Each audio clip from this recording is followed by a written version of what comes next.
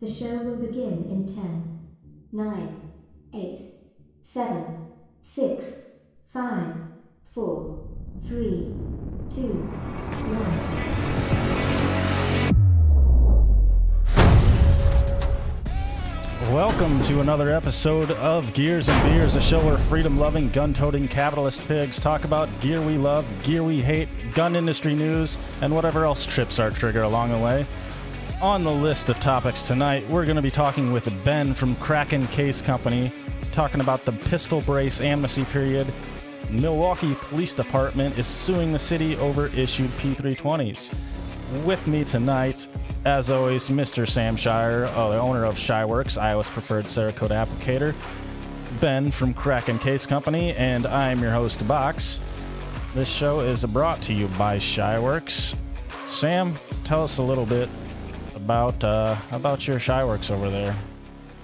Yeah, if you guys are unfamiliar with us, we're Iowa's customer preferred Cerakote applicator. So what we do is we take your weapon, talk to you about what you want it to look like, and make it a reality. Whether it's just a simple color change to battle worn to camos or flag finishes, pretty much whatever you can dream up, we can make happen. Also, you can use coupon code LSLF10 on our website, shyworks.com. They'll get you 10% off everything in the cart, from lasered magazines to Glock backplates, mag bases, patches, shirts, hats, all sorts of goodies. That's coupon code LSLF10. Yes, sir. We are also brought to you by Ballistic Imagery Brand Building Photography. Check them out on Facebook and ballisticimagery.com. Ballistic Imagery, make an impact. Okay, Ooh. Well, let's start talking pretty. and get rid of my fucking music there. I always have so many technical issues. Man, you're playing that music loud. We're getting hyped up on the way in. That's oh right. yeah, hell yeah! Got to get people excited. Hey Nick, how you doing? So we're here with, as I mentioned in the introduction, Ben with Kraken Case Company. How you doing over there, Ben? Good, man. Thank you guys for having me on. Absolutely. Thanks for coming. I saw you were sipping on something a little bit earlier. Are you a whiskey man? Yeah, I am bourbon typically, but all I had was some JD in the house, so I grabbed that on my way out to the garage. My lair out here. Just straight whiskey, huh? Good man. Nice. Good man. I'm a Jack Daniels man myself, kind of. Nice. I love that stuff. Yeah. What are you drinking, Box? I was looking at some Jack Daniels. I went down to the gas station right before we started, and I was looking at it. I was eyeing it, but then I saw some salted caramel whiskey from Bird Dog. so I bought that. And I'm drinking that with Sprite, of course. It tastes just like your peanut butter whiskey, but it's pretty good with Sprite. Man, I got a little tuned up last night on it was Traverse City Whiskey Company. My buddy said to try it. It was this peach bourbon, and it was actually really good. And it was 35%, so it was, it creeps up on you a little bit. And by the time I was like, oh God, I gotta go to bed. I gotta go to bed. I'm not young anymore, so I can't hang like that. Boy, I feel your pain. Once you hit 30, it seems like everything just the hangovers, they just get worse and worse. No, they just add every decade adds another day onto your hangover. It's true. It's very true. You were Although saying I guess the 10 to 20, I don't really have a good gauge on. So we'll start at 20 and go from there. Yeah. 10 to 20. Valid point. They were still terrible at 10 to 20. I think it was in our email exchange. You mentioned that you were out setting up your hunting property. So you're a hunter. What are you hunting for? Yeah, so we have so we're based in Michigan. Kraken's based in Michigan, and then my buddy and I have a hunting lease up in northern Michigan, whitetail primarily here in Michigan. So we have a square mile that we lease up in northern Michigan, about 3 hours from where I'm at right now. So we were up there setting up game cams and doing all that stuff, just getting ready for whitetail season to start. Bow season starts next week. But we might actually just kind of cool it on the property for bow season, wait for rifle season, and go hunt state land next month for bow season. Right on. Sam, how's your Whitetail bow hunting going on? It starts this weekend, I think. I think it's Saturday it starts. It's October 1st. Yeah, it'd be Saturday. So I haven't even shot my bow in a long time. So I need to go do that actually. Unfortunately, I didn't get out at all last year, so I'm hoping I will this year. I feel like after you got that one buck that's hanging on the wall back there, you just kind of gave up on it. Yeah. You're like, oh, I got one. I'm done. You got your hanger. Yeah, you can just shoot does from now on. Yeah, exactly. Just put meat in the fridge, in the freezer, and call it good. Who gives a crap?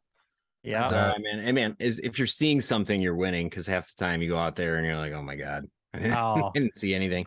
Yeah, I went 5 years. All I do is bow hunt. I don't gun hunt or anything. I went 5 years without getting one, and that was my last season. And then I ended up getting that guy back there, and he was a hell of a good one. I was happy with it. So Was that 10 point? I can't. Yeah, 10 point. Yeah.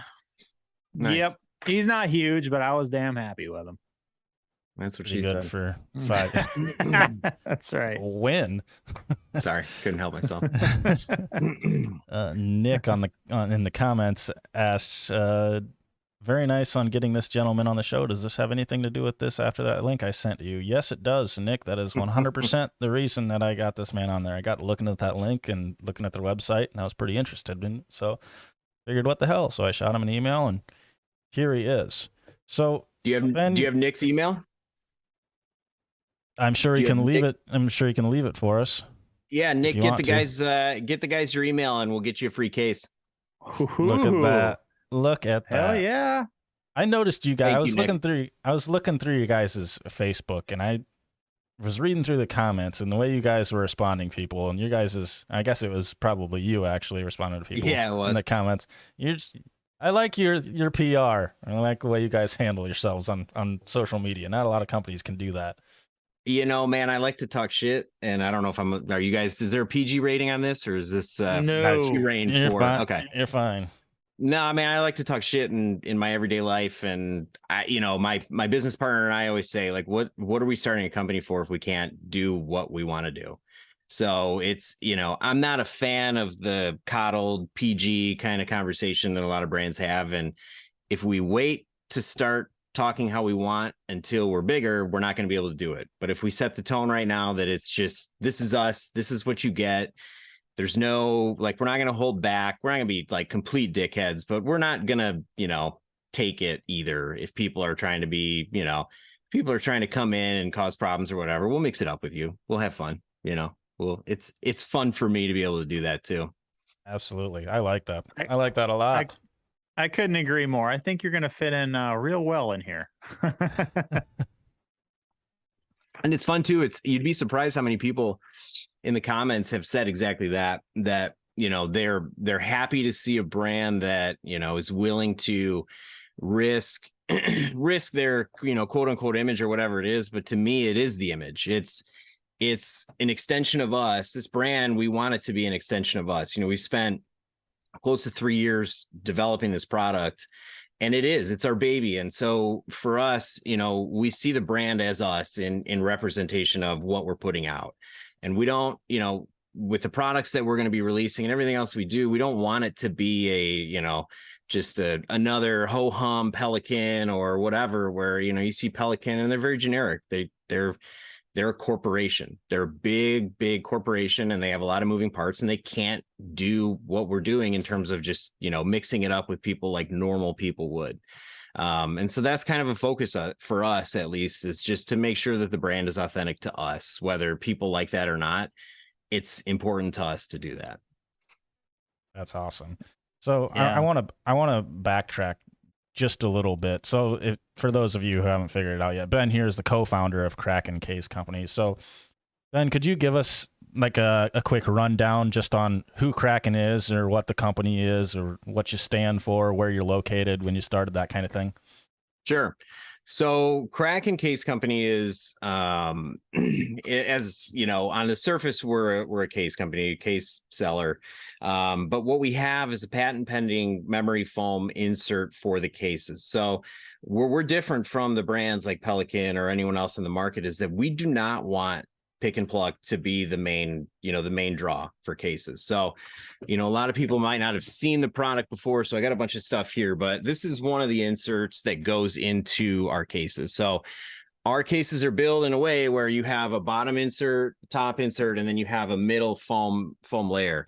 And so where we're going with this is that we don't think customization has to be something that you have to toil over. I mean, anybody who's used pick and pluck foam knows that it's good for one gun, one setup. Let's say you have a pistol, comp gun, whatever it is, you will pluck that foam for that gun, and then that's it. And if you want to use that case for something else, now you're stacking foam in the corner, in your garage, wherever it is. So for us, what we came up with was Kraken foam. And with this, you'll never have to pick and pluck anything again. You literally can put a gun in there, put 4 guns in there. This case, the Gamma case, which is our first one, you can actually put 4 pistols in it, and it conforms to whatever you throw inside of there. And so we began developing this about 3 years ago. And it was just a conversation that my partner and I had, which was, why hasn't anybody made memory foam for hard cases? It's kind of a no-brainer, but it's one of those things that's like, why not? And what we found was that it was a development issue, and it was just a cost issue. Because the case companies that you buy foam from now, I mean, they're buying pick and pluck foam for nothing. And then they're reselling it for a lot of times $60, $70, $80, $100 for a full resold insert into those cases. And so back to what I was saying about like a Pelican, I mean, it's a machine, it's a huge corporation. And so they're dealing in very small kind of fractions in their margins and all that stuff. So we're like, screw it, we're going to try and do it. And my business partner is actually the manufacturing arm of this, and he used to work for a foam company in Michigan. So we called up the foam company. He was like, hey guys, we have an idea. Do you think this is something that we can do? And they're like, yeah, that sounds pretty cool. Why don't you guys come in and talk about it? And that was the beginning of this whole escalation of 3 years of R&D, trying to figure out exactly the right foam, the right process, and everything else that goes into it. Because we wanted it to be something that wasn't just like, hey, we took a pillow from, Bed Bath & Beyond and cut it to fit this case. What do you guys think? This foam was developed specifically for hard cases. And when I say that, I mean, we have the memory foam component, but we also have a top layer on this. This layer is very tough. I mean, you can see, like, I'm pulling on it. It's not going anywhere. It's built to withstand a lot of shit that you're going to throw at it. It's cut resistant. It's heat resistant to 400 degrees, sustained bursts of 800. I mean, I literally threw lit matches on this and they just fizzled out before they burned it. It's water resistant, oil resistant. And so, if you have knives, if you have, guns, oil, dirty, whatever it is, we wanted the product to be able to withstand the actual use that you were going to put it through, instead of what normally people see, which is pick and pluck foam. Once you take those centerpieces out, it falls apart. It doesn't work. You drop it. It just, for our perspective, it sucks. So that's really the gist of Kraken Case Company. And so we don't manufacture our hard cases. We buy those, but we do manufacture our foam. And so it's a reverse model of what the other case companies are doing, which is they make the cases, they buy the foam, we make the foam, and we buy the cases. And it gives us a lot of flexibility to be able to just see something that we like and say, we can make that. So we launched with our pistol case, which is the Gamma case. We do have a new sunglass size case, which you guys will be the first ones to see that. I have one with me. And then our rifle case is coming out later this year. Awesome. Yeah, that's what I was going to ask you when you were coming out with the bigger one, because I know there's going to be a lot of I was even perusing your social media and website, and I did notice there was a lot of questions on when you're coming out with a bigger one. So that's going to be awesome. It's interesting too, because it's like a lot of people may not think about a lot of the stuff that goes into this, but when you consider manufacturing, it was easiest for us to focus on a case that was manageable, not only from like a useful size and everything else, but it's also, you know, when you're R&D in something and you're going through a lot of waste and material and things that are going into these cases so that you can perfect it, that stuff is not usable. You're buying it, you're producing it, but it's going in the garbage almost every time until you get that perfect piece. And then from that perfect piece, you begin producing the manufactured ones that you're going to sell.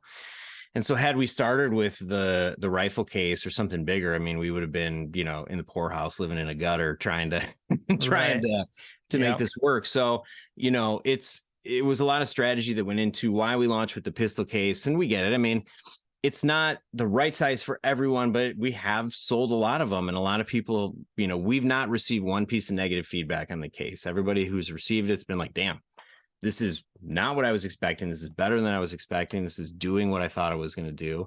And so we're, you know, our social media, our brand image, all that stuff, we think through that, but we're also doing a lot of time thinking through the product development and the release too, and making sure that what we have is exactly what we want to have for the next few years while we're growing this. And we're making sure that, you know, if we're sending a case to someone, we want them to be happy with it. We don't want them to come back and be like, man, what is this? So that's why it took us 3 years to get to this point, and why we launched with the case that we did was because this one was the best case that we wanted to launch with, to be able to say, hey, it's an affordable price point. You can try it before you go out and you buy a rifle case, which obviously will be more expensive. We didn't want to hit people with a big sticker before they'd even have a chance to try something, and then not have an opportunity to have an affordable case to get in and say, hey, oh, wow, this is pretty sweet. So just it's kind of funny that you're on, actually, because it wasn't a week or two ago. I don't even remember what I was doing, but for some reason I was wondering how people make foam. Like, how the hell is foam made? So my question is to you is how do you guys, what's the manufacturing process? How the hell do you actually make this foam? Yeah, I mean, it's I can't speak to all foams. Obviously, it's, you know, foam is like anything else. Tons of shit is developed in different ways. Ours is a liquid product. It starts as a liquid product. I wondered. We use molds, and one thing that we're doing that a lot of other brands are not. I mean, you do see some brands that are foam companies that will laser cut. They'll do all sorts of shit in the lid, but it's laser and there's waste and all that stuff.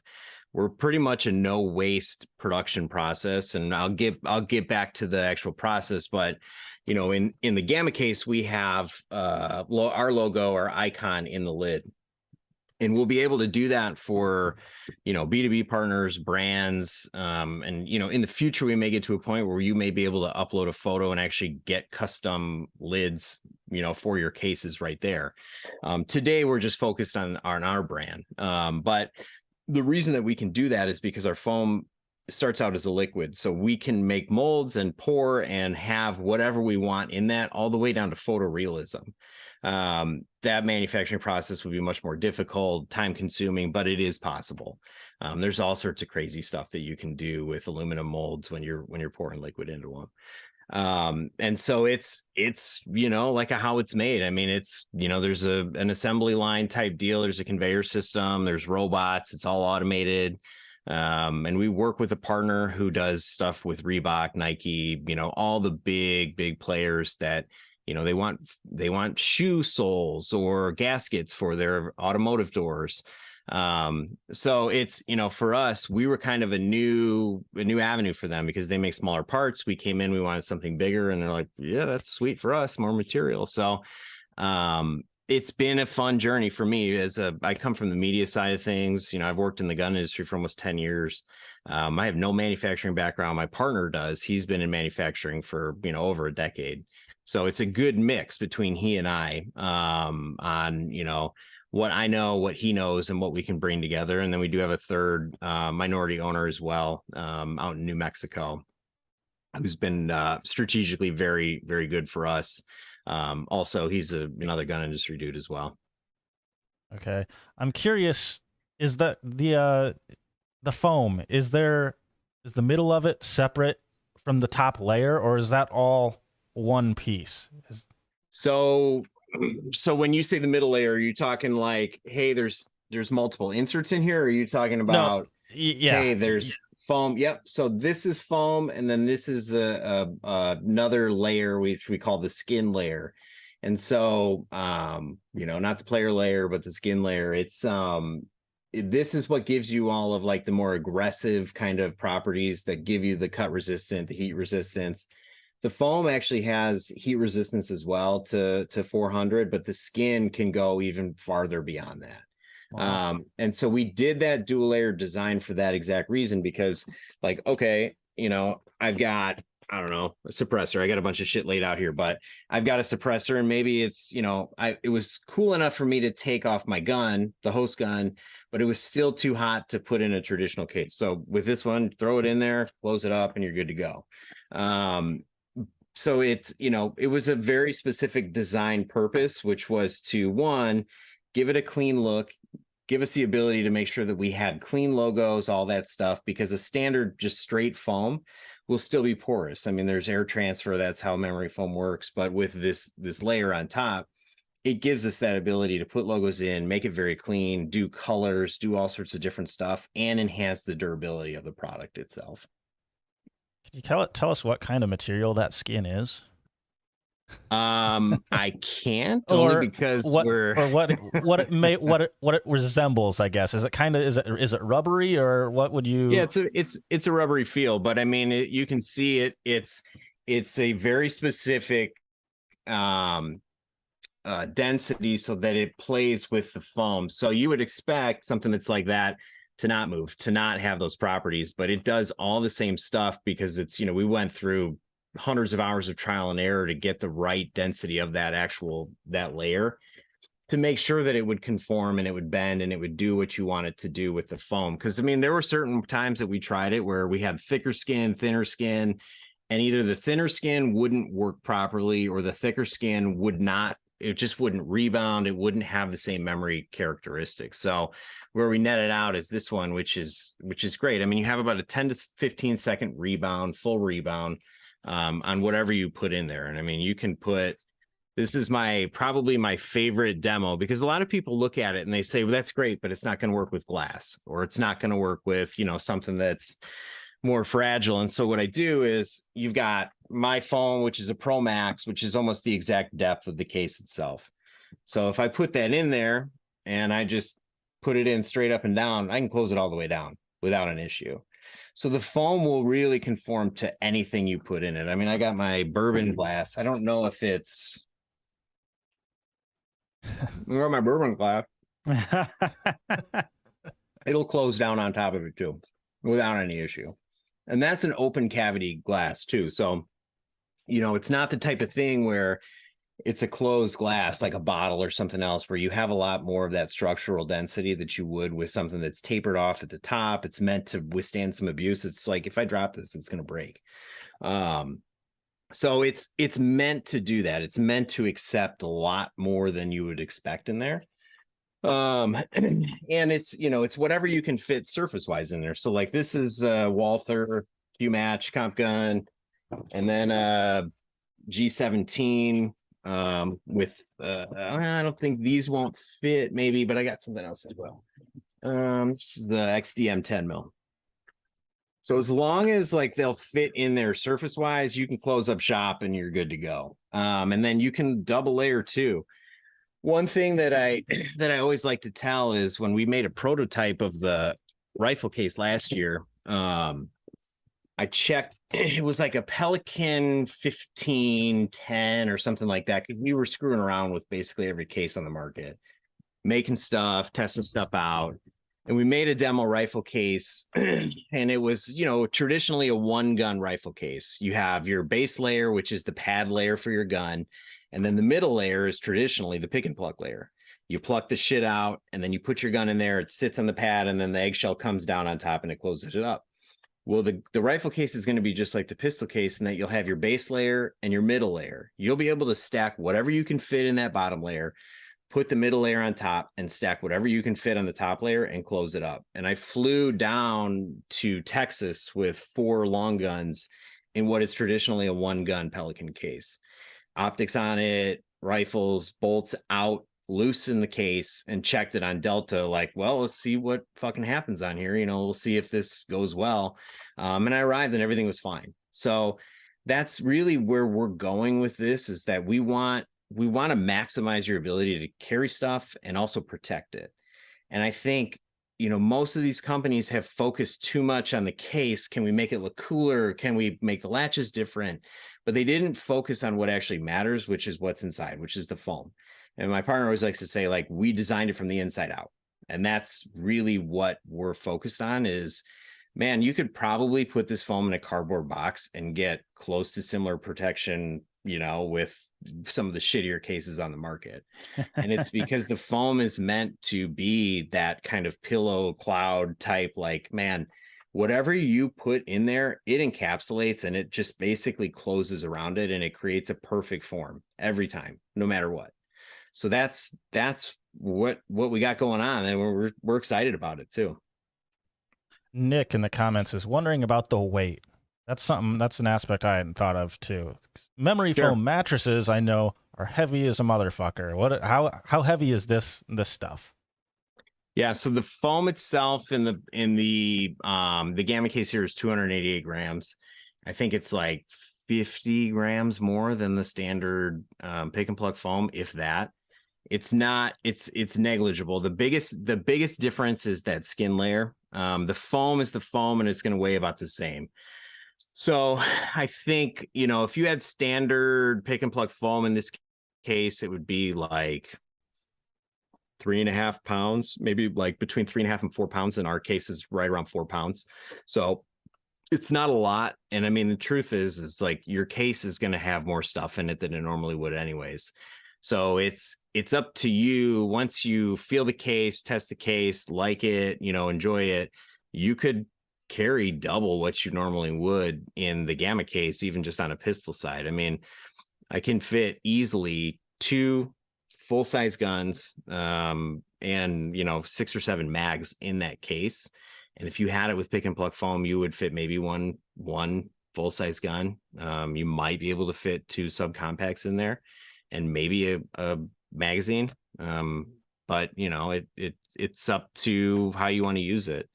And we've done a lot of drop testing too. I mean, it's always funny to see, people talking shit in the comments, and they're like, oh, okay, well, put a gun in there with some mags. And it's like, man, how about I put like 3 guns in there and mags in my eyeglasses? Or I'll put 6 guns or 6 eggs in there and throw it off a 30-foot roof. Like it is funny to see what you can do in this. And I still get shocked a lot of times when, I'll put stuff in there and then I'll be like, oh God, is this going to work? And then it does. And I'm like, oh God, it worked. I mean, it's shit. It continues to surprise even us, which is what we want. I mean, we don't want it to be something that's like, we reach a max threshold and we're like, okay, that's as far as we can go. That's not what we're planning for this company. I dig it. I only have 1 case. I flew down to, where the heck did I go? Florida, I think, a couple years ago, and I ended up taking my gun, so I had to go buy a case. But you're right, that foam stuff, and I had never really thought about it too much, but that foam stuff, the pick and pluck, that's like, it's a horrible option because I'm kind of like anal. So when you pick it, there's no curves in it. It's all corners. It just doesn't look, it looks like shit. And so I like this memory foam idea. I think I am going to order me one as soon as we're off of this. You are going to get one. I'm not going to send one to Nick and not send them to you guys too. You guys are going to get a couple cases too. Well, so shit. Awesome. I'd be happy to. I would have had the dick move. Hey, Nick, I'm going to get you a case, but you guys, you're going to have to order them. Like, no, man. We'll hook you guys up. No, That's awesome. I'm excited. I think this is a freaking awesome idea. And as I was saying too about like the other cases, I went and Googled a Pelican case, the exact same size. Right now is double the price of you guys. I don't think you've mentioned the price, but I'm looking on your website here, and the Gamma is $59.99. Yep. Which is a hell of a good price for a great product. But as I was saying, the Pelican, I went and Googled that. It's double the price. But I think a lot of that you're paying for a name. you're also paying for, personnel and all the people that they have. I mean, it's ultimately, I think people are becoming more cognizant of supply chain and all the shit that goes into it, and what, corporations have and don't have. And, we run lean, and we do it on purpose. And it's because if the leaner we are and the more stress we put on ourselves in this business, the better prices that we can offer to people. And we want it that way. I mean, we don't, it's a double-edged sword. We've had people say, like, I don't know, your product's not expensive enough. And for us, it's not about that. It's more about, we really want people to have better options in the case world. And we don't want price to be the point that they come in and say, yeah, that looks sweet, I really want your product, but I can get pick and pluck foam, which I've had for, the last 10 years. It works good enough. And it's about the same price. It's like, no, man, like once you get this, you're going to see why pick and pluck foam is just not the option, because it is a one-time use. It's like it's the throwaway economy of foams. I mean, you go out and you're like, yeah, okay, cool. And then you jack it up, you don't pluck your foam correctly, and it doesn't even do what it's supposed to do.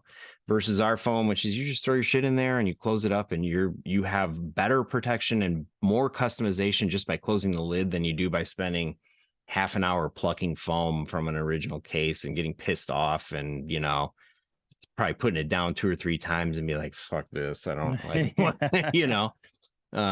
so speaking of names, I gotta ask, Kraken.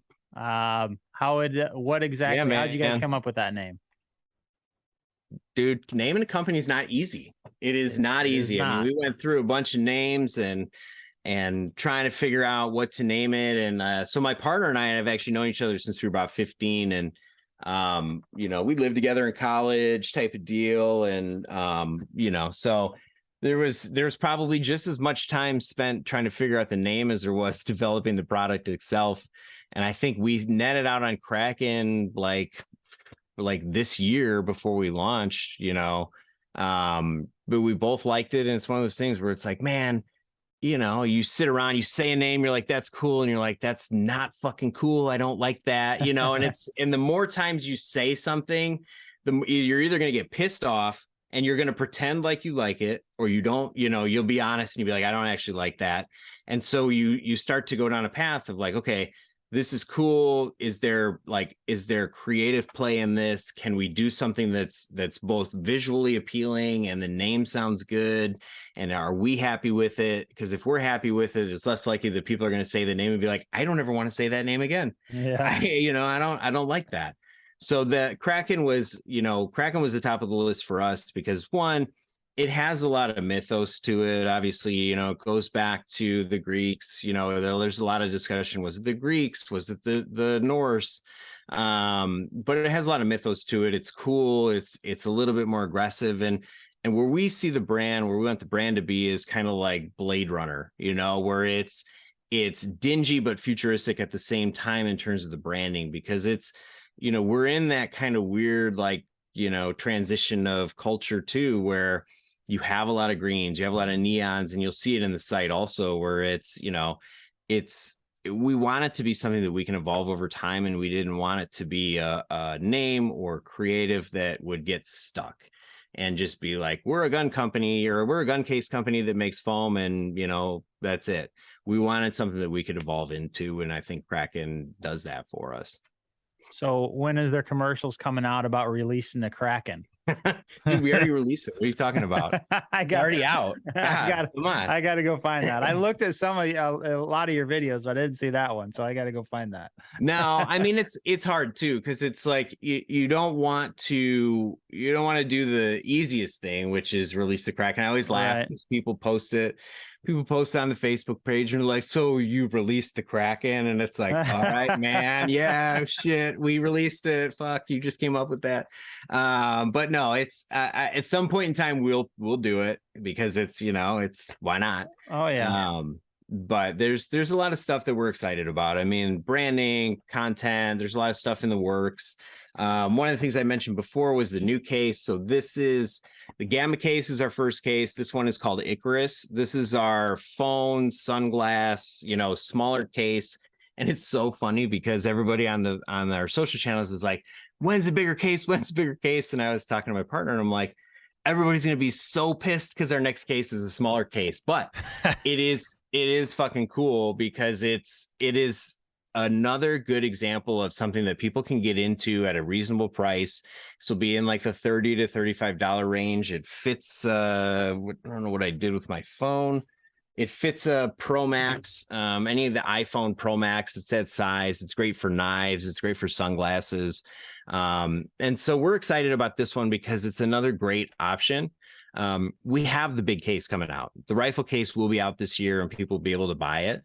But for those people that want to get into something that's a little bit smaller and say, you know what, I like what these guys are doing. I like this product. I just want to make sure that they're selling something that I really actually want. This will be an even more affordable option that is useful also. I mean, we're not selling products just to see what it's like. This is something that you can put your phone in, put your sunglasses in. It's multi-purpose and you can throw it and beat the shit out of it and it will keep your stuff safe. And that's really ultimately what we're going for, products that are affordable, useful, and do what we say we're going to do, which is keep your shit from breaking. I don't remember if it was mentioned or not. Are these cases waterproof? Yeah, they are waterproof, dustproof. They have pressure valves on them. So, they do all the things that you would want a normal hard case to do, which is another, thing that we go for. We don't, we're not choosing inferior products just for the sake of profit margins. We're chasing the best possible cases that we can get out to people with also that fit into our manufacturing process and provide, the best prices, the best, the best end product. I see that on a lot of cases of pressure valves. Explain the need for those. I mean, is it just a flying thing when you're flying, or what's the need for the pressure?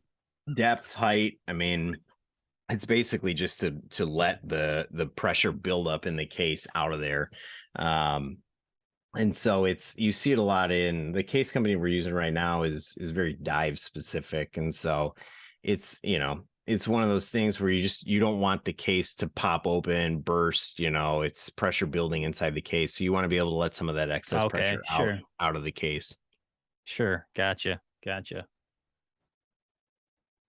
You guys have any questions? Sorry, I've been ranting for this turned into the Kraken podcast for the last 10 minutes. Sorry. I mean, to be honest, you've been talking and I've been over here checking off questions. Like, God damn it, I'm running out of shit. I did want to talk a little bit about you. And you said you had a history or a background in media and the firearm industry. Can you tell us a little bit about that? Yeah, so I've worked for a company for the last 10 years. And so on the media side of things, and I work on the content side. So, managing blogs, on the gun review, gun content, video content. We do a lot of hunting content. I'm actually still full-time at that company. And so we've been, I mean, we're dual pathing it. Like every startup is, you work two jobs until you just can't do it anymore. The company gets to a point where you can go full time. And so that's what I've been doing for the last 10 years. And I've built a, big Rolodex in the gun industry. And one thing that I think people would be surprised about is that, we're like super cautious about how we're trying to get the word out there and get the products out there. We're slow playing everything for the sole purpose of making sure that we're growing the brand properly, and not just flooding the market and not meeting the demand or the expectations of the consumers. I mean, it's easy, I think, for brands to launch and be like, we need to sell as much shit as we can in the fastest amount of time. And if we screw it up, it doesn't matter because we got money coming in. For us, we're being very specific and very calculated about how we grow so that we can give consumers and our customers the same experience across the board. Because we don't want to do is sell something and then have it be a 3-week delay, or sell something and someone gets it and it's like, well, we rushed it out the door and the manufacturing process wasn't quite there, and that's okay because you don't know any better. It's like, no.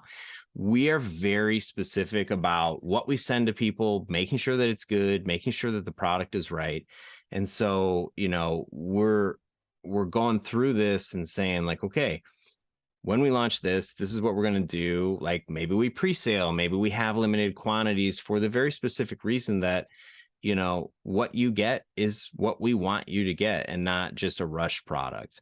But back to my day job, it's very specific to a lot of stuff that you guys have probably seen in terms of gun reviews and all that stuff. It's, you know, if you go on my LinkedIn, you'd be able to see what company it is. It's, I don't know if you've heard of the Firearm Blog, Outdoor Hub, All Outdoor. There's content sites that I work with those guys all the time. And you go on the sites and you'll see, I mean, there's no content about Kraken on there. I'm very, very, you know, church and state about my day job and my side job and making sure that what I'm doing with Kraken is after hours scheduled, you know. And so it's difficult, but it's worthwhile. You know, I think most people you know, you guys are here and doing this podcast, and I think most people have evolved into I just have a bunch of jobs that I do, and it's, you know, it's great. But for me, it's my day job and also Kraken. And that's my focus right now. Sam looks like he has something to say. No, I just had a shot of whiskey, a little snort of whiskey. I remember my first time I had whiskey. So what about your background in firearms? What's your history with firearms? Yeah, you know, it's funny. I think I'll be the first to say, and I think we've got such like an interesting community in the firearm community. So I didn't grow up with guns. No guns in my household. My dad never shot. No one taught me how to shoot a gun. And it was, geez, I think maybe 12 years ago, 10 years ago, when I got married, and I was like, you know, shit, I need a gun. You know, like most people, I think, start down this path. They're like, you know, I feel naked. I need a gun. So I went to a local gun store. And I just walked in, you know, like dork supreme. I'm like, I want to rent a gun. And I rented a 1911 45 ACP, and I shot it. And I was like, cool, that was pretty sweet. And it's, you know, and it started from there. And so I'm never going to say that I'm like Mr., you know everything about guns, know every tactic, and, you know, I'm civilian military master, whatever. I wasn't in the military. I'm not a LEO. I just like guns for the sole purpose of what they provide to you, which is protection and not a guarantee that you're going to be able to do anything to defend yourself, but it gives you the ability to do it. And I think in the world we have today, there's too many people that are willing to farm out their safety and security and ignore the things that are most pressing in their life, which is saving your own life, saving your family's life, or saving the life of people that are around you. I've never been in the position, but I can only imagine what it's like to watch something happen and be powerless to stop it. And I think for me, that's where guns come in. And it's a very, you know, very specific thing that you have to respect it and you have to train. And I just had a long conversation with someone at my son's soccer practice today. He was a former cop, and we were talking about it. And I said, man, you look down the street, I bet you every third house has a gun. I bet you of that, 75% of those people probably bought a gun and never shot it. And it sits in their house. And it's sad because we look at it and we say, okay, I bought a gun, I checked the box, it's in a box in my house, and that's it. It's like, no, man, there's so much more to it than that. You get your gun, and then yes, you shoot it, but then how are you shooting it?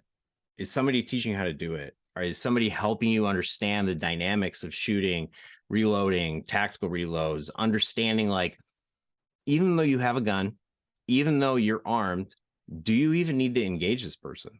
Do you need to pull your gun? Are you in a situation where you pulling your gun is actually going to help or hurt? And it's one of those things where it's like, man, once you go down that rabbit hole and you start thinking about things critically in the gun world, you're like, shit, I really don't know what the hell's going on. And I don't know if you guys have a similar thought on it, but it's, you know, 100%. It's humbling. It's as humbling as you allow yourself to be humbled. And I think a lot of people refuse to be humbled when it comes to guns.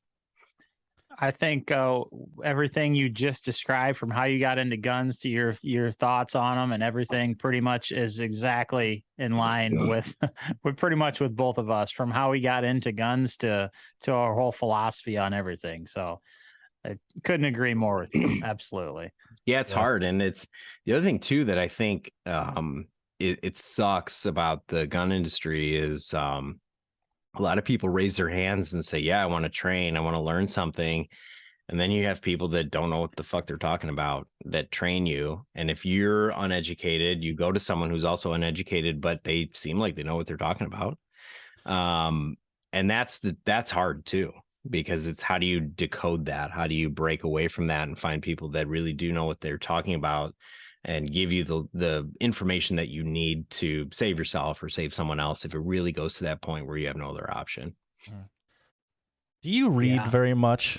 Random question. Do you read much? I'm an audiobook guy. So I am I love reading. I really do, but I don't have a lot of time. And so I go down the audiobook path only because you see me, anybody that knows me, I typically always have an earbud in and I have a book playing in my ear throughout the day. I fall asleep with a book, playing.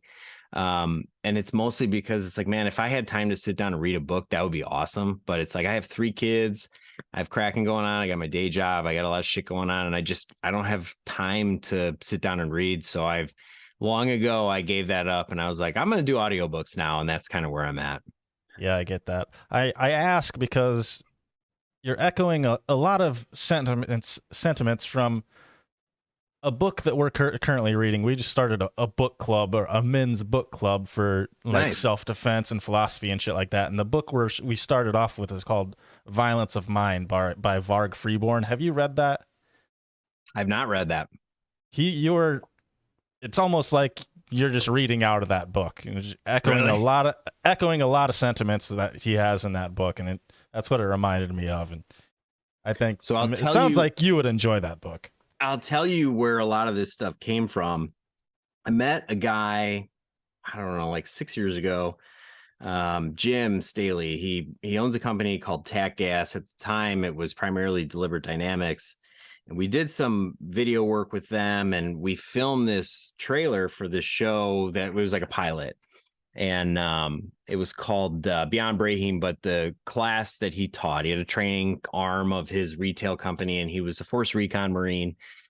And he did a force-on-force training called Gunfighter, and it was like, hey, we're going to beat the fucking shit out of you, and we're going to show you that you don't know what the hell you're talking about or what you're doing. And so we did this pilot, and I'm like, damn, that looks sweet. I'm going to sign up, and I'm going to go. So I went to this course, and when I tell you that this was the closest I've ever felt like I was actually going to die, I mean it. It was the type of thing where he had a couple guys who were, jujitsu black belts, and they're all kitted up in their force-on-force gear. They've got pads and helmets, and you just have a helmet. And it's like midnight in a house, and you've got UTMs, and you've got a Glock 19 shooting UTMs.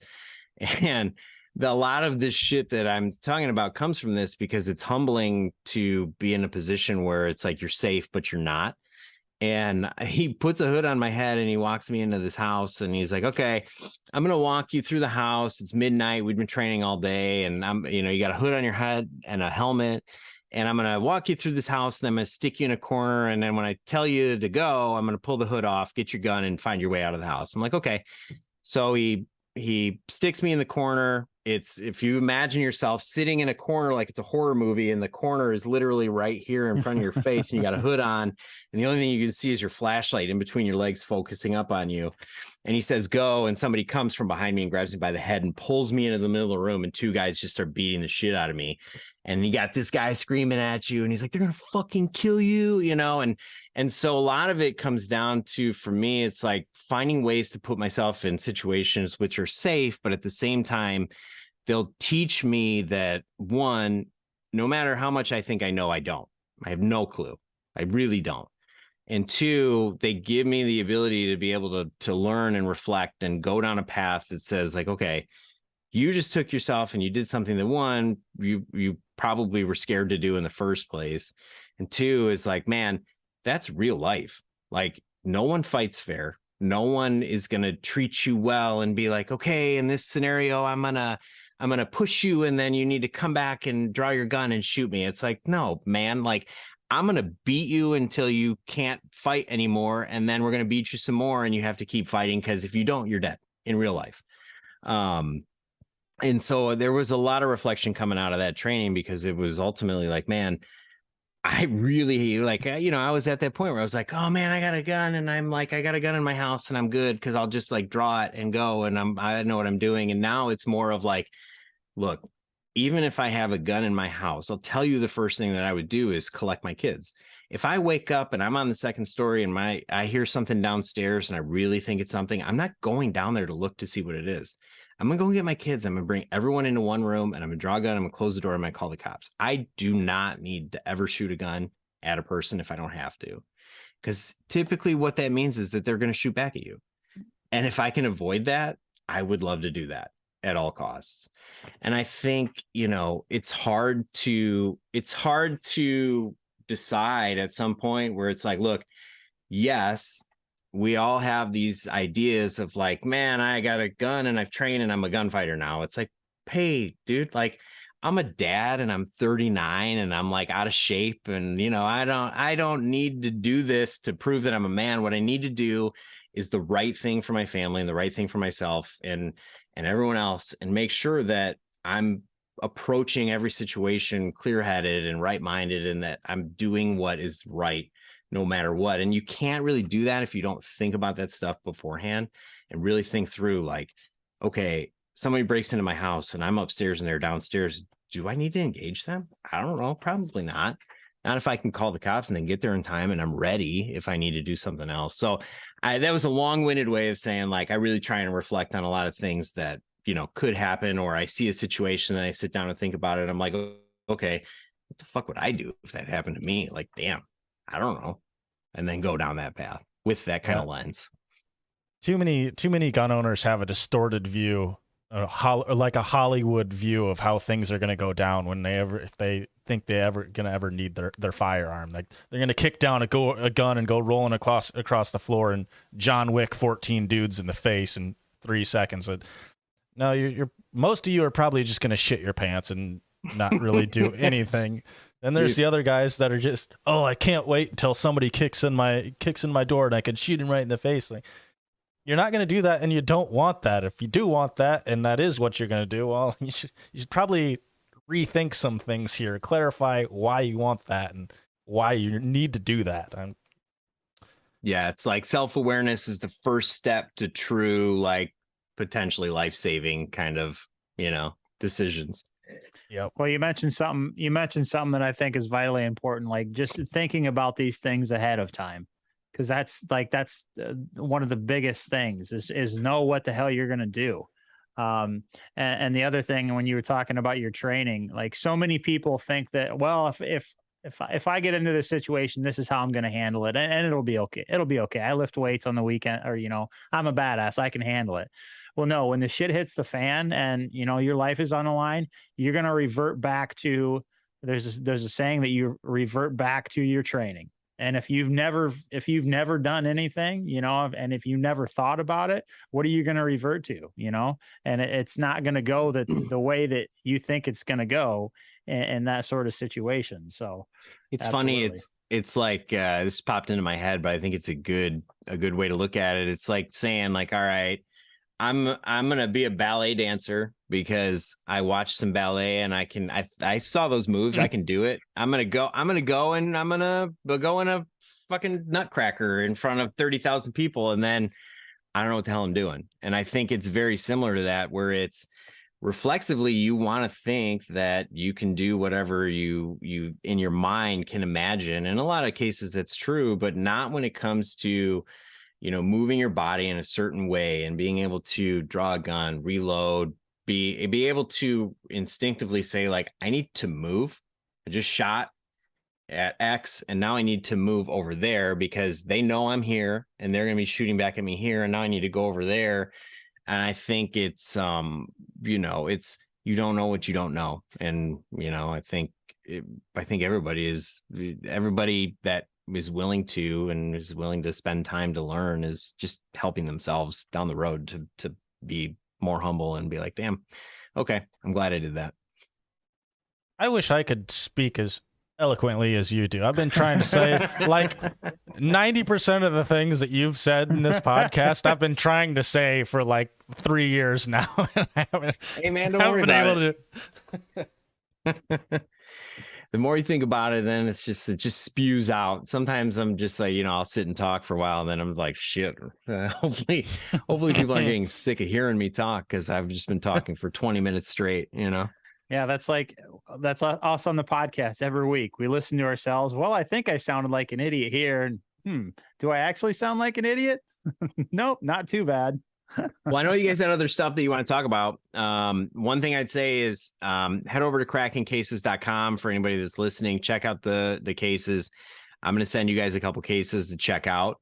And then, I will create I can create a discount code for your users. We'll do it live free. We can do free shipping on that. For anybody that's listening to the thing, I'll have it set up by tomorrow. So that code will be live free for anyone who's listening and wants to get a case with free shipping. You are welcome to use it. Awesome, man. Awesome. Oh, Thank you very much. You got it. We all appreciate that. No problem. Yeah, wow. Didn't expect half of that shit. Hey, man. Okay, yeah. I guess you're better host than I am, making that nice little transition into other topics. So I guess we did have a couple other topics to talk about tonight. Sam, do you want to talk about the pistol brace ban and the amnesty period? Yeah, I think we probably should. That's something we haven't touched on yet. It's something that we've talked about off and on for the last couple of years. Everyone knew it was coming. But essentially what's going on, if you're not familiar, the ATF has changed their mind on pistol braces. So I think it was back in like 2012. I believe it was under the Obama administration that the ATF first okayed these. Took a look at them, say, yep, these are fine. They don't turn it into a pistol brace. And since then, the first one was like the first pistol brace was fugly. I mean, it was an ugly thing. But ever since then, technologies came a long way in the design and everything. And people were basically using them as kind of workarounds a little bit.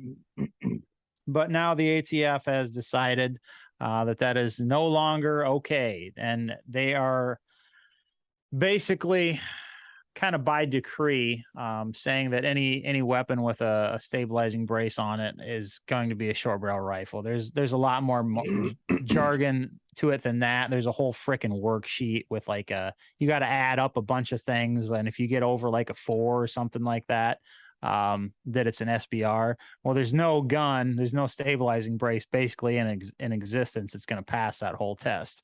So what the ATF has decided is they're going to give us an amnesty period. I believe this is starting December 28th is kind of the loose date on this. But you'll have 90 days to register your pistol braced AR or pistol braced gun as an SBR. And they're doing the amnesty period on this, so you don't have to pay the $200 tax stamp. So you got to send in, to my knowledge, you have to send in pictures of it as well. There's just all sorts of really shady shit going on here. But my question is, if you have to send in pictures and all this stuff, I have lots of questions actually, but that seems to imply that they're going to be able to deny you if you have to apply for this. I mean, it seems very odd that you would have to send in pictures at several different angles. I believe they don't want one of the back angle and all. It's ludicrous. But it seems to me that they're not going to just accept anyone if you have to apply for this. And the second question I have, I believe Gun Owners of America put out a statement the other day that said, being there's 20 to 40 million of these in America, if everyone was to apply for this, that it would, at the current rate, it would take the ATF 80 years to work through all of these pistol braces and approve them. So how is this even feasible? How are they even going to do this is my question. I don't understand. I'm sure they got some sort of amazing algorithm like Facebook to just go right through them. They'll be done in like a month. This one's good. This one's not. This one's good. This one's not. And a computer's going to make the decisions for them. Right. Right. And this is the other part of this is, I don't think people really realize this has been talked about for a long time, but people don't realize that if the ATF decides to come down on you and you get in trouble for having a SBR, that's no joke. This is not a slap on the wrist type of situation. This is 10 years in prison, and I believe it's like a $250,000 fine. I mean, this is not No. some, just some ticket they're going to write you to say don't do this again. And what's really baffling me is I have not seen this massive outcry yet. I'm hoping that's coming. But I think the ATF just thinks they can get away with this because of the whole bump stock debacle, and now the trigger, rare breed trigger debacle. They're just kind of getting away with this shit. But those were kind of under the radar stuff, and pistol braces are so mainstream in the gun industry now. I mean, bump stocks weren't; these triggers aren't. I think that if they're really going to start poking the bear, I can't imagine that there's not such a massive outcry, especially with the election coming up. If the election goes our way and the Congress swings back to our side, I think there's going to be hell to pay with the ATF. But I don't know. What are you guys' thoughts on this whole situation? I mean, for me, the biggest thing is compliance. This is all going to come down to is what percentage of people are going to comply to this versus won't, and that's going to define is this valid or not. And there's a lot of like, oh shit, in my world, and at least in my mind, it's one, how do they say as the ATF, we've notified you, you may or may not own this. Like when you buy a gun and you are shall not be infringed. This is my gun. I have bought this legally at the time of purchase. I bought this, and this pistol brace was legal when I bought it. And I don't consume media. I don't watch the news. There's no ATF like special on Fox News or CNN or whatever that says, hey man, if you own a pistol brace, like the mesothelioma ads on the news, like, are they going to buy media? Are they going to run it? How are they going to define that they have done and exhausted the resources to notify the public, the 20 to 40 million people in this country who have those, or, there's probably multiple per, that hey, you can't have this anymore. So I think legally there's probably ground there that someone could file a suit to say, look, you didn't do your due diligence to notify the gun owners in the US that you've done this, because this is technically the largest post facto, decision that they've made on something that has been sold and now is in the public domain. And then they've come out. So I think they have a big awareness issue that potentially could be legally problematic for them. But the next one is they haven't issued any intent standings on it either. So like you can technically buy, I believe, an auto sear, as long as you don't have a machined lower for that auto sear. It's not illegal to own it. Yep. Now, if you have a buffer tube that has the 6 position, tube setup, but maybe an enterprising company comes out and says, okay, we're going to sell a semi-permanent or a permanent fixture for that. Does that remove the intent? Because the pistol brace itself is not going to be illegal. What's going to be illegal is the pistol brace in combination with the AR pistol. So in my mind, it's like, look, if you own an AR pistol and you don't want, this is not legal advice, by the way, I'm not an attorney. I don't quote me on this, but my view on it would be this is like, hey, if you own an AR pistol and you're worried about compliance, just take the fucking thing off there until you figure out what you're going to do. And until they issue intent background on it, which says like, okay, you have an AR pistol with a buffer tube that accepts a stock, 6 position stock or a pistol brace or whatever it is, and you have that here, well, is intent that I own it and maybe it's somewhere else? Can I have it in my house but in a different room?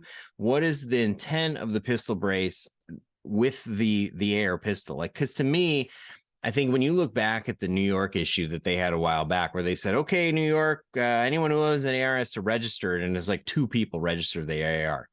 And overnight they make felons out of however many people in New York own an AR. And I think when you look at that, it goes back to the principle of laws are imposed, but if there's no compliance, does it matter? And if this isn't a law, and I totally get it. This is the ATF, extrajudiciously coming in and saying, hey, we have, perceived ability to weigh in on this issue because we're the ATF. However, the Supreme Court did just rule that, these government bodies that are not Congress Congress cannot pass their power on to the ATF, the BLM, whoever it is, to say like, hey, Bureau of Land Management, we're going to give you this power to go out and create rules that are enacted as laws that then people have to follow. It's like, well, technically, no, because that's not a law. It's not something that Congress has passed that I do have to follow. And so I think you may see, it depends on what gun policy and GOA do and how they approach it. And if they're willing to do it. And what I'd say is like, if there are intent rulings on it that the ATF puts out, and the ATF comes out and says, hey, as long as you don't have the pistol on the AR, you don't have to register it. Because an AR pistol with just the buffer tube is not in question. I mean, they're still going to sell those. I would assume that you'll still be able to get those. Yep. And so if they come out and say, like, as long as you take it off of there, you're fine. I haven't seen anything that says that. Then just wait for the lawsuits. And probably in 3 to 6 months, they'll come out and say, okay, that wasn't legal. And then you can go back to life as usual. And it's, for me, it's like, shit, man, I hate all this stuff. But at the same time, it's like we have to play the game that they play, and we have to figure out a way to remain calm, but at the same time, apply pressure and do what we need to do and not say like, damn, that sucks. Okay, I'll just toss out my pistol brace and move on with my life. It's like, no, there's 20 to 40 million people in the country who have a pistol brace and they're affected by this. Maybe they should all speak up. And not just say, well, I signed the thing that for the ATF in the ruling period or the judgment period, and it didn't do anything. So now I'm done. It's like, no, we have to continue to, build pressure and say like, hey, man, this is not cool. We're not cool with this. And now we have an arm through GOA or gun policy, whoever it is, that we're going to donate to. And these guys, I'm not a fan of the NRA.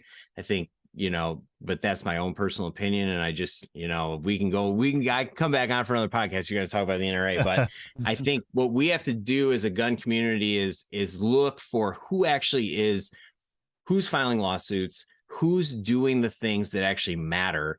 It's not going to happen on Capitol Hill. Yes, gun lobbying is important, but the lawsuits are where the teeth are at, and that's where we're going to win. And I think you have to look at people like gun policy or other places that are actually filing lawsuits who have attorneys that are in the game and not just lobbyists on the Hill that are greasing the wheels, and then we don't get any legislation that matters anyways. Yep. FPC has been killing it lately.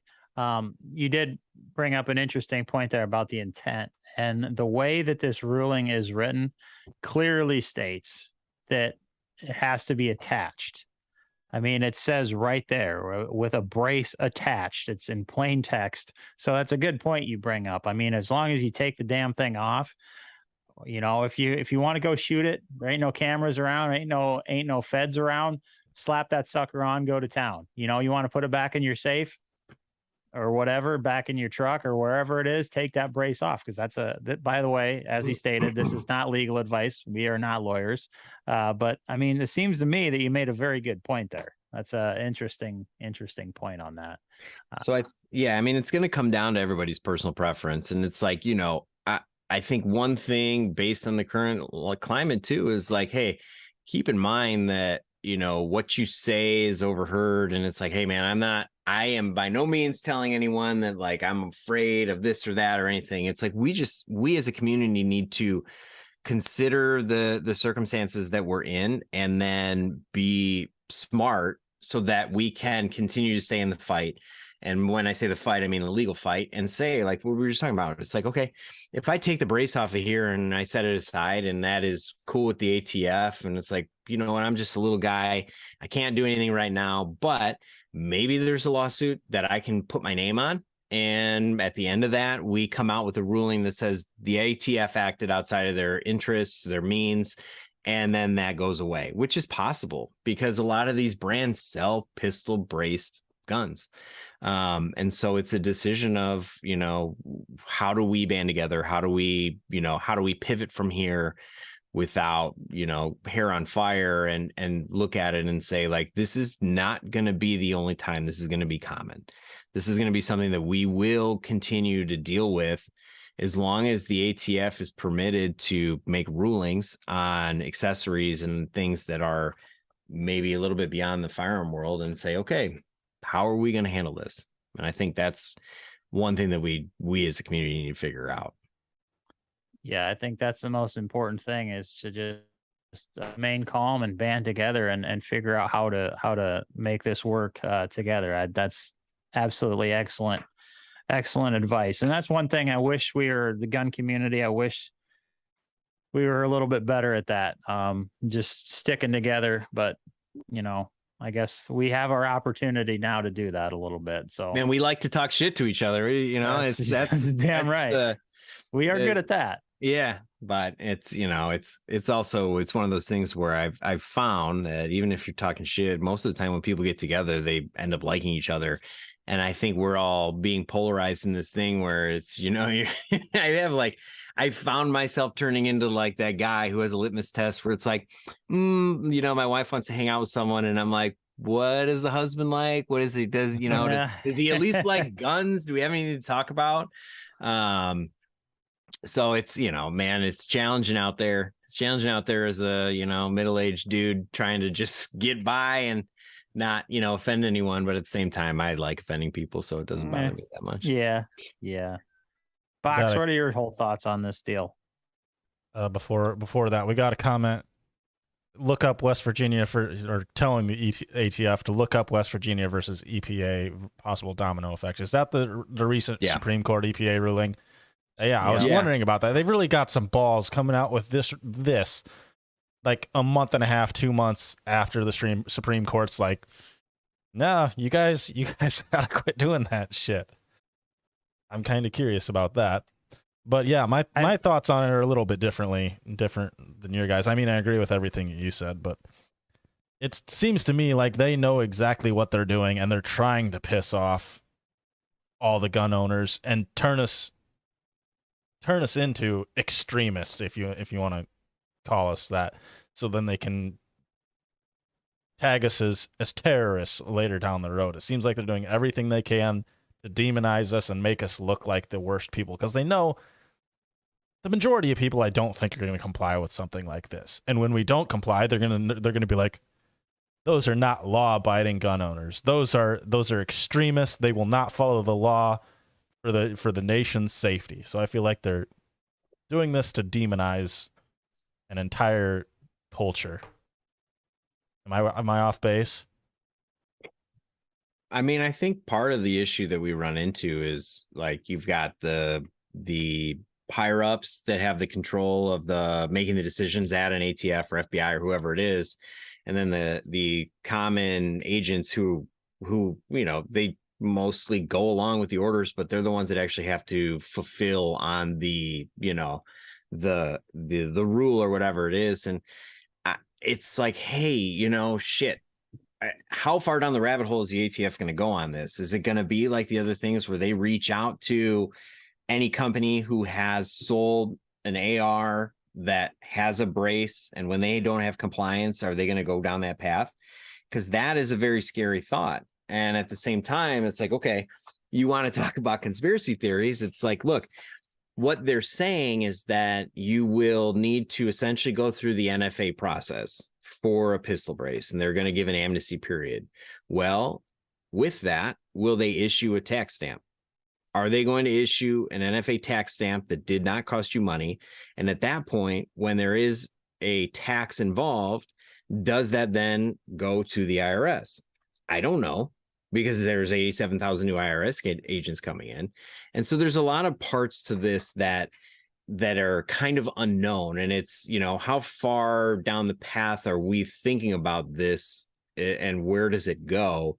And on the surface, I agree with you. It's, I think that anytime they make these rulings or decisions or whatever they are, they're thinking about it. They're thinking about how it's going to be perceived, how it's going to be taken, what the community reaction is. I mean, that's why they have the open comment period on all this stuff. It's because they need to know what the sentiment is, and they did it anyways, even though there were enough people that came out. I mean, there's hundreds of thousands of signatures on that. And I looked too, when they opened up that period and you went to look, you could see everyone's comments on there. They were out, like they Yep. were open to view. And I mean, people were respectful for the most part, but they weren't just signing their names, they were leaving comments.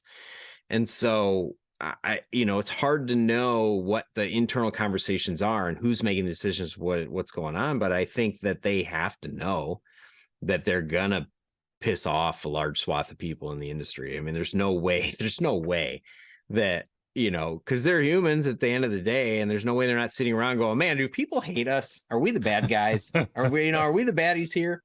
They know, everybody knows their role in what they're doing and how it's going to be perceived. And so ultimately, like, shit, man, I don't know. That's the worst part about it, is that we don't know. We don't know what the end game on some of this stuff is, and is it meant to scoop up people, or is it meant to just get money out of us? Is it a further tax scheme? There's no way to know. Brett in the comments is asking, what's the reason on it? Easier to conceal? I mean, why? It's because it's a way to get around the SBR laws, Brett. Yeah, it has nothing to do with actually what it is. I mean, it's just because it's not technically a stock that you can put on a short barrel rifle, and that's what people use it for. And the funny thing is, if you look back into why the NFA was started, specifically the short barrel rifle situation, was back because, I mean, Tommy guns and all that shit were big time, and they were too easy to conceal under a coat when they were smaller like this. So that's the whole reason that whole situation started. Well, this now is not even close to that, because if you look at an AR pistol, if you add a brace to it, it's much less concealable. It's much longer. So like their reasoning, there is no good reason for it, to answer your question. It's 110% about control and money. That's absolutely all it is. Control and money. That's my viewpoint on it. And infringing on the rights of the disabled. That's a pretty big piece of this too. I mean, that's true. They got to be pretty upset about this. Now they have to pay $200 just to use their AR. Yeah, absolutely. But yeah, ultimately, I think that's all it is. Control and money. It's usually Any final thoughts on that? No, I mean, I think ultimately it sucks.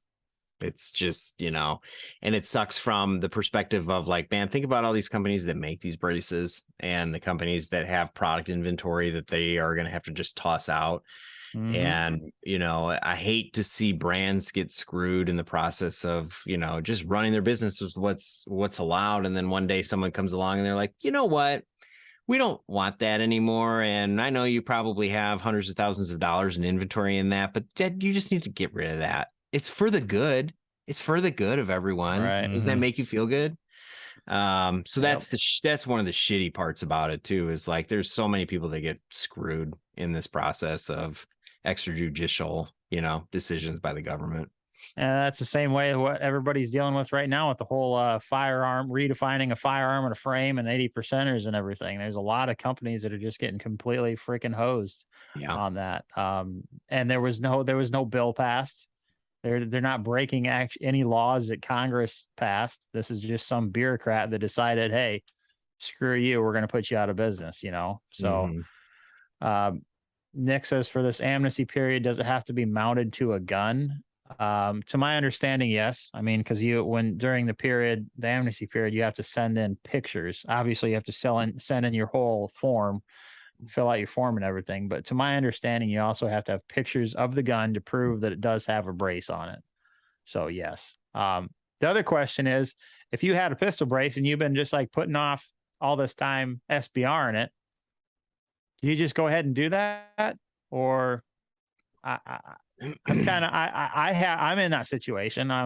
I got a personal gun that's got a brace on it, and I've been meaning to SBR it for years, but I never did.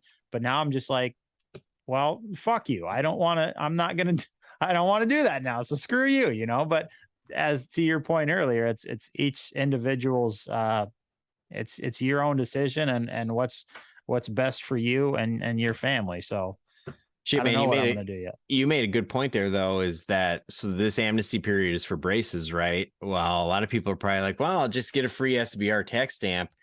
And again, I'm not an attorney, but I would caution people from saying, fuck it, I'm just going to throw a stock on there and send that in. Well, that doesn't, just because they're given a brace amnesty period and they want you to send in pictures, like, man, if you took a picture of your pistol with a stock on it, you have immediately committed a felony and sent that picture to the ATF as incriminating evidence. Yep. And you would assume that because they're giving this period, it's like, well, I'll just SBR, right? Because they're already going through the process. It's like, I would probably say to anyone that's considering doing anything, go to your dealer. Have your dealer help you manage the process. Everybody's got a gun dealer, someone they like, someone they trust. Just ask them what to do and let them help you so that you don't get fucked over in this process. Also, another interesting to that point is you cannot take a rifle and convert it into a pistol. You either had to build that pistol, buy it as a pistol, as the manufacturer made it, or you had to build it from a receiver. You cannot convert a rifle into a pistol unless you are going to SBR it. So an interesting point here is how many people actually did that and threw a brace on it just for shits and giggles. So how many people are actually going to apply for this? The ATF is going to look at that serial number and be like, that started life as a rifle. You were supposed to SBR that. Now you just committed a felony, and you just sent in pictures of proof of yourself committing a felony to an agency that wants to throw you in jail for 10 years. So I just don't think there's a winning situation to dealing with them in really any way. Kind of like going to court without an attorney. It's like you wouldn't do it. So I guess why engage with the ATF directly when you have a dealer that, most likely isn't going to charge you money to help you at least navigate the process before you reach out and you're like, hey, ATF, here's my gun and my, everything I got. And then they're like, yeah, that's cool. But in the background of that picture, I see that you have X, Y, and Z. So we're going to, pay a visit and see what's going on. So shit, man, no matter what I end up doing, I'll probably do it through my dealer just to create some form of buffer so that someone is there helping me who is licensed with the ATF and, at least has some skin in the game. Yeah. Yeah, absolutely. Brett, it'll be interesting to see how this all works out. Brett's asking, is it just another way for them to log firearms and serial numbers? That is probably definitely one of the upsides for the ATF. They're like, ooh, this is going to work out slick for us. We can get a whole lot of information from this, and they're just going to give it to us. Yeah. Yep. Pretty ridiculous. Okay, should we move on now to the final subject? Do we want to talk about that, or it's up to you guys? We'll take a vote. The Milwaukee Police Department. Sam probably wants to go because he still hasn't ate supper because he's a fucking clown. I actually did. I ate supper ahead of time today, actually. Oh, wow. I got a semi-full belly, so I'm good. It's another 15 minutes. Yeah. Ben, do you want to hang around? Man, whatever you guys want to do. I'm good. Well, this next topic ain't extremely exciting. This is just kind of covering something that's been going on for a while. The whole Sig Sauer P320 situation. I think it was back in like 2017, somewhere in that range, 2017, 2018. Sig Sauer put out a voluntary, I believe it was voluntary. You had to send your gun in to get it fixed. They were having issues with them firing. I believe dropping them, as well as there was a few that just fired by themselves. And supposedly that had been fixed. But the Milwaukee Police Department, they are suing the city of Milwaukee because the city issued them SIG P320s, and they didn't tell them about any of these issues. And that was back in 2019 when they got those. And since then, they've had 3 separate instances where their officers have been shot. A couple have been shot in the leg because the gun supposedly just fired when they were in the holster. I know at least 2 of those were, and then the third one, I'm not sure exactly what that was. But I am not a fan of. I'm a fan of SIG. I love SIG, but the P320s, for whatever reason, I've never been a fan of them. I think they're fugly, but like this whole thing going on, I don't know. Why can't they get their shit together and get this stuff fixed? Because there's clearly still an issue going on.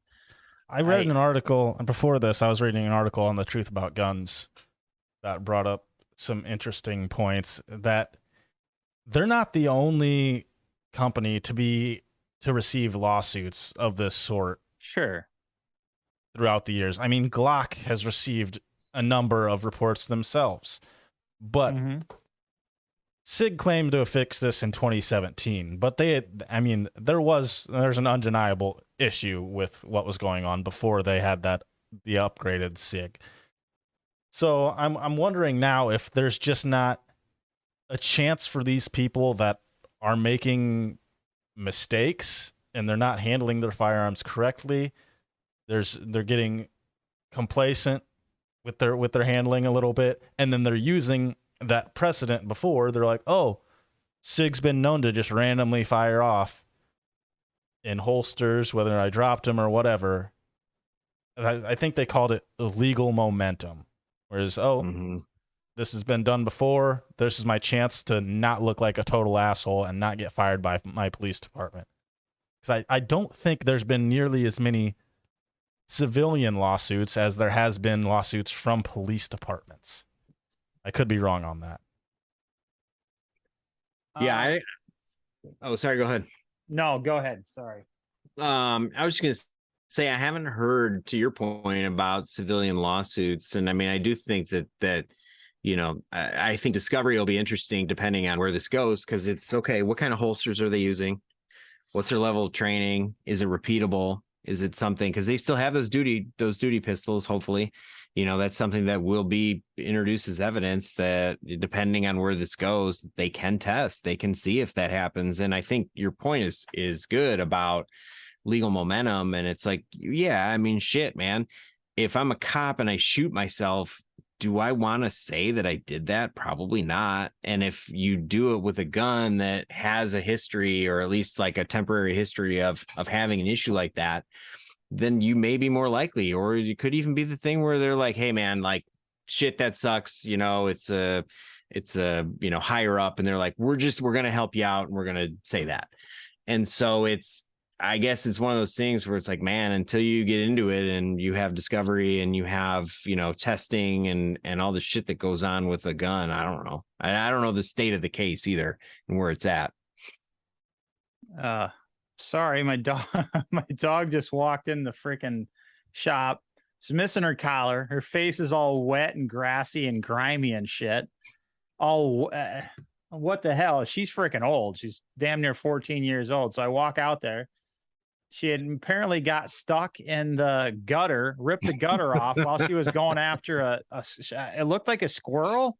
I don't know if it was a squirrel or some sort of varmint. I don't know what the hell it is. It's dead, laying in the middle of the yard. I don't know what the fuck's going on out there. I was curious about that. Come in looking at your fingers like they smelled odd or something. Well, they kind of do. I saw you making a face, and I'm like, shit, did I say something? And then I look up and you're like smelling your fingers like it's mall rats, and somebody just shook your hand with chocolate pretzels. And I'm like, what's going on here, man? Sorry. Just walk back into frame sniffing my fingers. Yeah, you're good.